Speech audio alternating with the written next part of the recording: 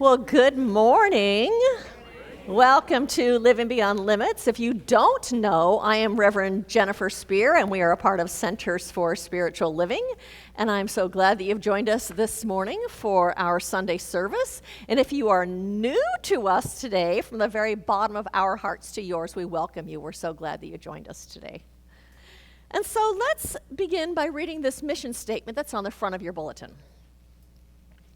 We are a sanctuary where people can discover and reveal the presence of God within their own being and experience their oneness with all life. Through the realization of this inner presence of love and peace, we give way to the evolutionary impulse of the divine and become a beneficial presence in the world. So that's what we're doing here at Living Beyond Limits, as we are giving ourselves the opportunity through the readings and through the message and through the music and all of it, awakening to our own divine nature. We are moving into a place of remembering, oh yes, primarily we are spiritual beings. At our very core, that we came here as spiritual beings living this human life, that we are inseparable from life itself, inseparable from spirit, inseparable from that one that expresses itself in and through everything on this planet. And if we are part of that one, if we are inseparable from that presence, then that means that love is always where we are. And if that presence lives within us, that means then that love already lives within us. That means that peace already lives within us. That we have been created out of the wholeness of spirit, so that we are automatically already beings that are whole and good. And that we are here actually to bring that forward in our life. And so as we come to recognize that is who and what we are, it changes the way we interact in the world. We're not as dependent on the world being loving towards us or peaceful in order to be loving or peaceful.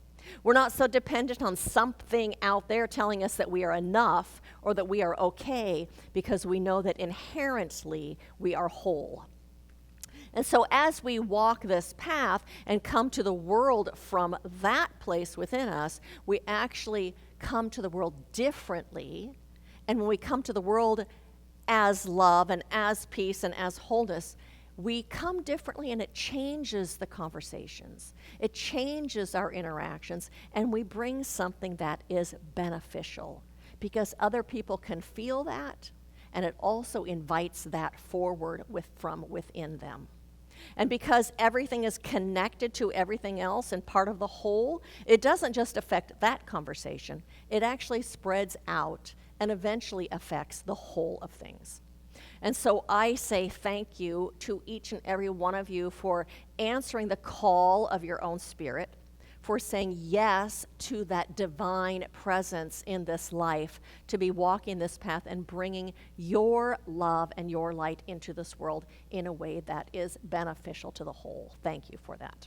Well, do you ever criticize yourself or judge yourself harshly? Anyone? Do you ever give yourself a hard time and think that you need to be perfect? As a result of that, do you ever feel a little bit insecure or a little bit unworthy from that self-talk that you have going on? You know, most of us grew up with parents and teachers and elders who encouraged us, that helped us grow and helped us evolve and helped us become our best selves in this world. And at the same time, I know we also had people and parents and teachers and elders who criticized us, who gave us a hard time, who were disapproving of us, teachers who compared us to the other students and then judged us accordingly. And so all of that criticism that we received, really, I think the intention behind it was to help us become better people, to help us grow into good people. But as a result of that, sometimes we still hold on to and replay those negative messages that we got. And because we replay those negative messages, sometimes we take that to mean that there is something inherently flawed about us, or that somehow we aren't enough. And none of those things feel good. And then, in addition to that, we have other feelings that we don't really like, feelings like jealousy or anger or insecurity or unworthiness. And because we don't like the way those things feel, we tend to try to just push them away, hide them, don't show them to anybody else, pretend they're not there. But that doesn't really work. And so one of the principles that we teach and that we stand on at Centers for Spiritual Living is about wholeness. And it says that each and every single one of us is inherently whole. That wholeness is our natural, normal state. And so wholeness is actually defined as a thing that is complete in itself, intact, adequate, sufficient, not flawed or missing anything. Tiffany Rosier says, wholeness is not something you have to go get, but something you have to rediscover in yourself. We come into this world whole. Life and people and society and other internal or external stories, kind of pick us apart and reshape the way we believe about ourselves. Wholeness is actually remembering who you are. Not so much as trying to figure out who you are. There is no journey to find the pieces of you that are floating out there. It's more about remembering I came into the world with what I needed and was complete as I was. And so the experiences that we have had in our lives, and the traumas that we've experienced, and the wounds that we have received, the hurts, all of those negative messages are actually a part of our life story, but none of those are who we are. Reverend Scott Aubrey says, God is an intelligent, loving energy. From this energy, a universe was created. You are part of that divine beingness. The wholeness of the universe is the wholeness of you. So I think that we are invited then to look at, to see, to perceive those messages that we got and the experiences that we've had from a different perspective. Because you know what? We all want to know that we are enough. We all want to know that we are okay. We want to grow and to evolve as we move through our lives. And we really want to experience self-acceptance and high self-regard. And because when we have those things, when we hold ourselves in high regard, when we have self-acceptance, when we know that we're okay, what happens is we live a fuller life. We're willing to go out and risk and do new things. We actually live more out loud than we do if we are insecure. Because when we are in judgment of ourselves, and when we have feelings of somehow being less than, it causes us to feel insecure. And in that insecurity, we live small. We don't take the same risks. We don't put ourselves out there the same way. We don't try new things because we're afraid. And so when we live with self-acceptance, accepting all of the parts of ourselves and all of our experiences, we feel freer. We end up having closer relationships and healthier relationships and more intimate relationships because we're safe in ourselves. So it doesn't feel scary to risk, because just like Stacy said about coming home to yourself, we're home in ourselves then. We are more open to spirit and to being led by our own internal guidance, our own intuition, spirit within us when we are self-accepting. Because we don't have that wall up that keeps us separate from everything else. And we end up being more present in the moment because we're not living in the past. We're not dragging that stuff around with us. So there's a story that says, there's an old legend of the Middle Ages that is very instructive. It seems that a citizen was arrested by the Baron and shut up in a dungeon in his castle.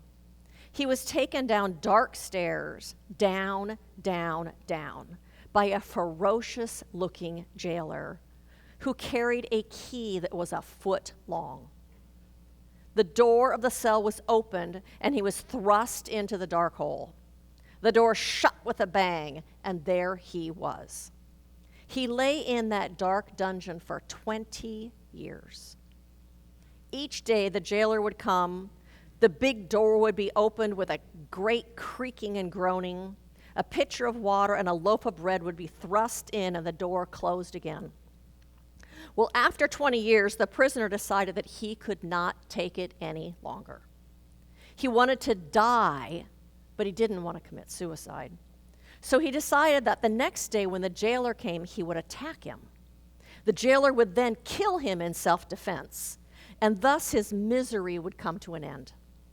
He thought he would examine the door carefully so as to be ready for tomorrow, and going over and over it, he caught the handle and turned it. To his amazement, the door opened, and upon investigation, he found there was no lock upon it.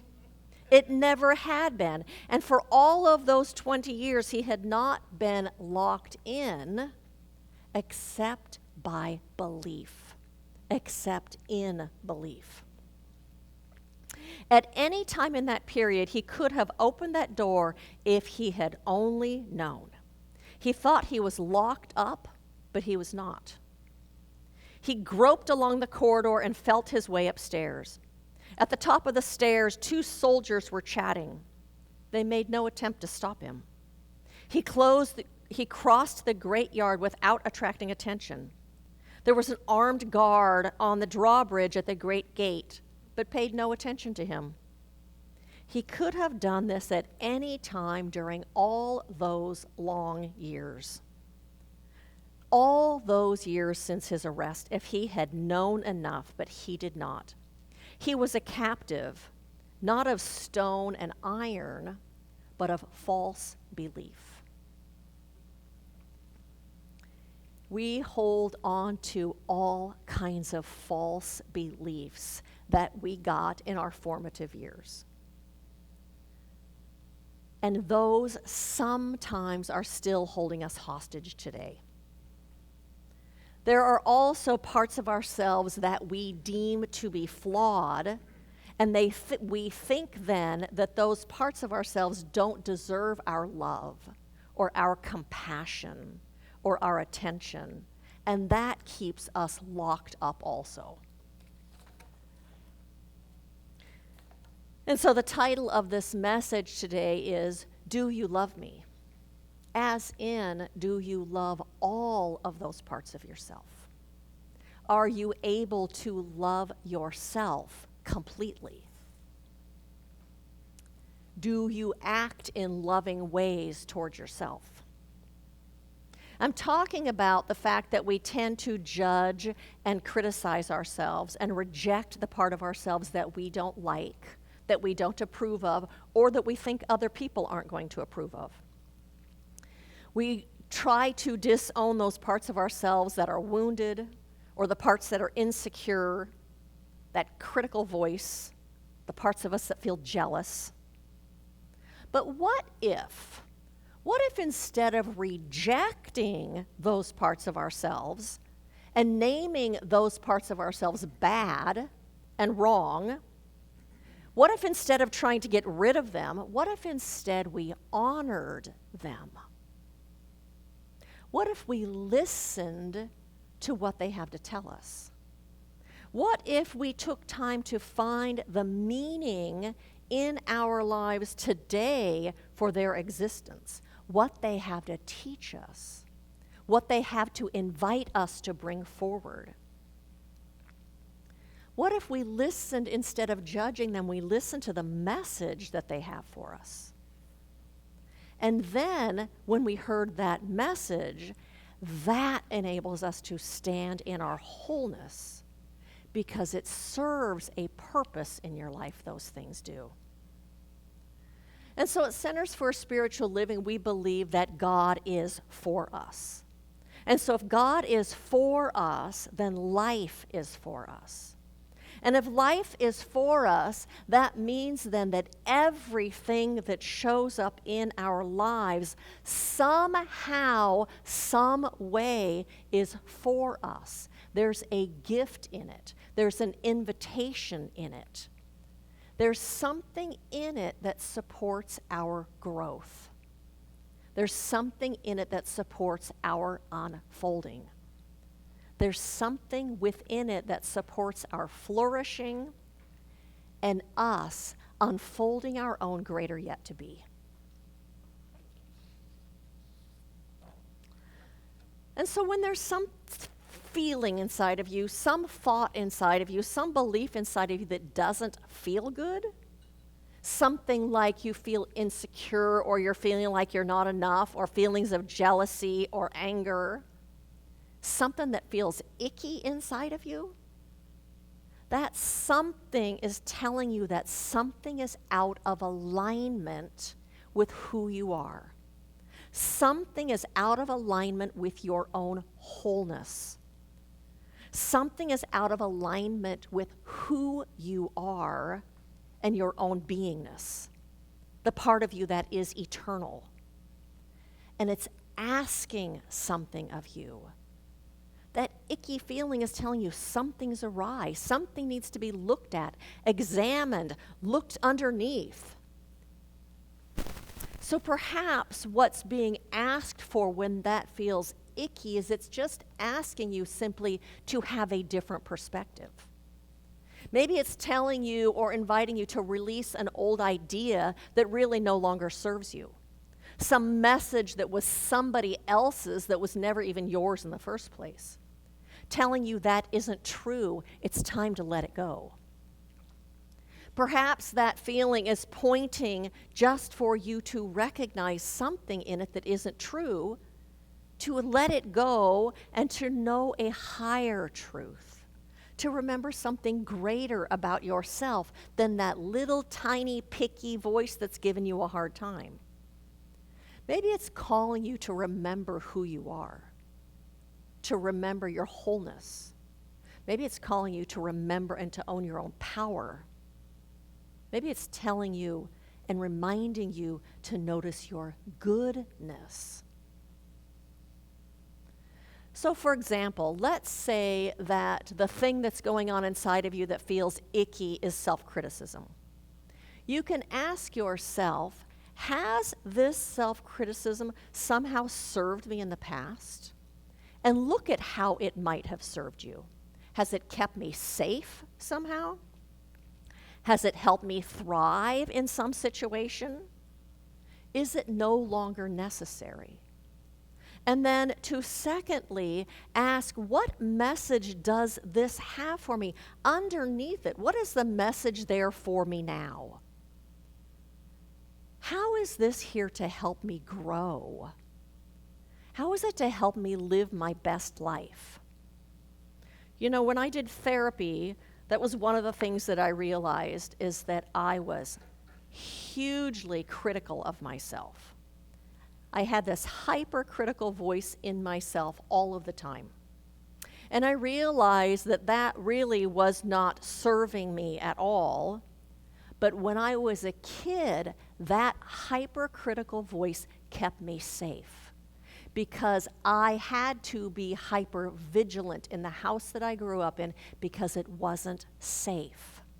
So if I could notice something that I might be doing that wasn't okay, I could stop it before it was noticed out here so that I could stay safe.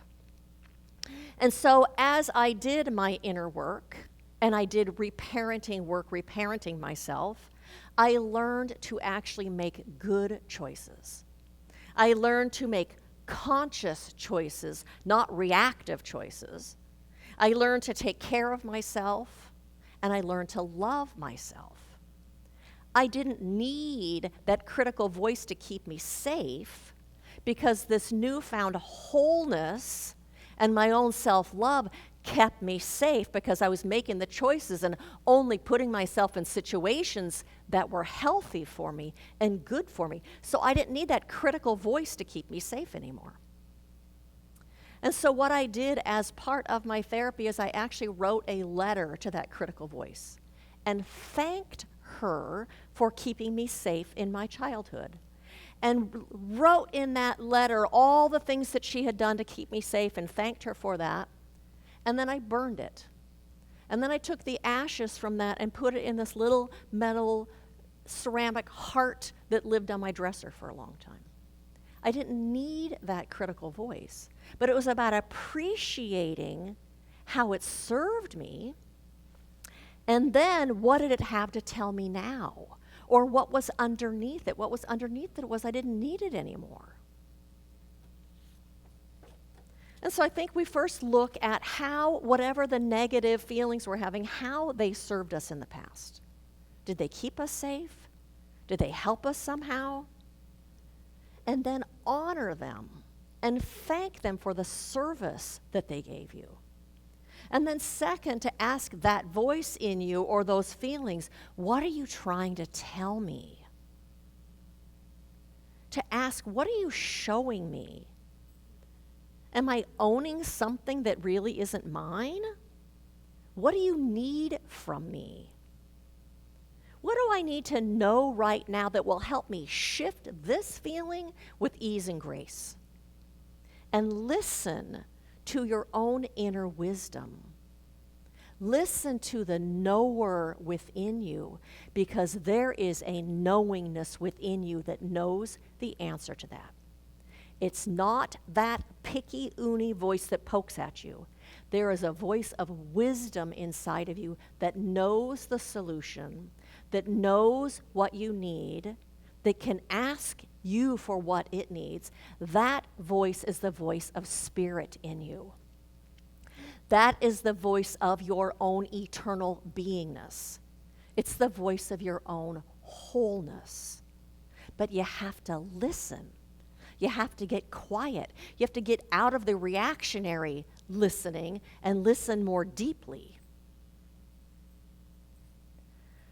Ernest Holmes, who is the founder of this philosophy, said, "In the divine providence of good, salvation is unnecessary, but self-discovery is essential. We do not save that which was lost. We merely discover that which needs to be found." Your wholeness is already in here. It hasn't gone anywhere. Sometimes it's just being covered up by that negative voice in your head and those old beliefs that aren't true and never were true. So that voice is asking us to tap into something beneath it, something that is greater than it. Which is greater is the whole of you, not the parts, but the whole of you. And so living in wholeness and living from wholeness means embracing all of who we are. The parts that help us grow, the parts that help us evolve, the parts that are encouraging, and also the parts of us that are asking for our love, that are asking for our compassion and our kindness and our tenderness. But in order to do that, we must listen. And I don't know about you, for me, it takes being quiet and closing my eyes and listening, but even better than that is journaling. If I can stay with it and get out the complaining, icky part and then ask, what do I need here? What do I need to know? What's trying to reveal itself? And write, I get really clear about what it's for. But it takes unplugging from your normal life long enough to do that work. And so I think our call then is to have compassion towards the parts of ourselves that we criticize and that we judge, and the parts of ourselves that have been wounded. I think instead of rejecting those parts of ourselves, we're called to honor how they have served us, how they have kept us safe, to honor the message they have for us. And so get curious. Get curious and ask those unwanted, uncomfortable feelings what they want, what they need, what they're showing you. And as a result of doing that, we each will be living with a greater sense of ease, with a greater sense of your own wholeness, with greater peace and greater freedom to just be authentically you as you live your life. And so blessings to each and every single one of you as you discover who you really are at your core, and as you let go of the things that really had and have nothing to do with you. So blessings to you. And so I invite you to join me in an affirmative prayer. And so we turn our attention to that presence of spirit, that spirit that is always closer than our very breathing, that is nearer than our neck vein, that presence that lives within us, that fills our lives, that presence that expresses itself as the very life that we are living. For I know spirit is in and through all of it, and it is unfolding itself in and through all of it. And I recognize that this presence of spirit is the very essence of love. That means then that love is already here within us. And so today we open ourselves to let that love flow out from the center of us and to fill everything in our bodies. And in that love there is self-acceptance, there is compassion, kindness towards ourselves and others, the voice that is a voice of encouragement and support and nurturing, the voice that lifts us and guides us. And I know that as we turn to that light within us, the presence of the divine, the presence of love, that which is unlike love simply dissipates. For there's nothing to support it. Love is the power. I recognize too that we have been created out of wholeness, and wholeness is who we are and what we are. That we walk in wholeness and as the wholeness of spirit. That there is nothing missing within us. There is nothing lacking. There is nothing really broken. For underneath those places that seem to be wounded, there is a wholeness and a love and a power and a goodness. And that is the essence of who we are. And so today we hold this to be true. We lean into the love and the peace and the goodness and the wholeness, and let the other stuff dissipate and fall away. And so I speak this word also not just about each one of us here, but about every single person on this planet. I recognize really that each of them is also whole, and that that which no longer serves them or serves humanity, whether it's greed or jealousy or anger or war, whatever does not look like love and does not serve humanity, has nothing to support it. For love is the ultimate power. And it is having its way within and through each and every single one of us. I speak this word also about every single politician in this country and in every country. Every single world leader, recognizing that the love of Spirit profoundly lives within them. And that right now it is knocking at their hearts, at their minds, calling them to be love in action, the love that they came here as. And that is unfolding itself. I know that peace and goodness live within them, that they are unfolding. I know that the wisdom of the cosmos, higher than any human perspective right now, reveals itself within their minds, leading us into a world of harmony, a world of unity, a world of kindness. For that is the Spirit, and that is the only power there is. And so we place our trust and our faith in that power. Not in humanity, but in that power within humanity. And so it is with a grateful heart that I release this prayer into that infinite law of the universe, knowing that it is true, and therefore it is unfolding itself right now. And so I let this go, and I let it be. And so it is. And so I have a couple of invitations for you. One is the last Sunday of the month. We are meeting in the park right out here and having a picnic. Just want you to put that on your calendar. Also, we're going to actually go to a concert in the park that is a Creedence Clearwater Revival cover band at Del Val Park on July 30th. It's a Thursday night.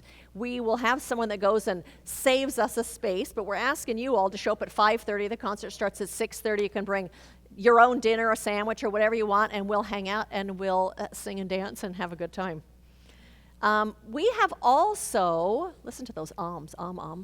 Mike has put together an online community on our website, and we are asking everyone to go in there and register as a member if you would like to. That will give you access to our calendar. It'll give you access in the future to sign up for things that we have going on. It will give you access to the directory that has everybody's contact information in it, and we'll be adding things. So if you haven't done that and you want some help, Mike Winterer is here today. He can help you get that set up, and I'll let you know too. It takes a couple times. You sign up, you immediately get an email back that says you've done this registry, but he has to actually get the email that says you've done it and approve you, so we don't have bots joining our membership, which they aren't our members.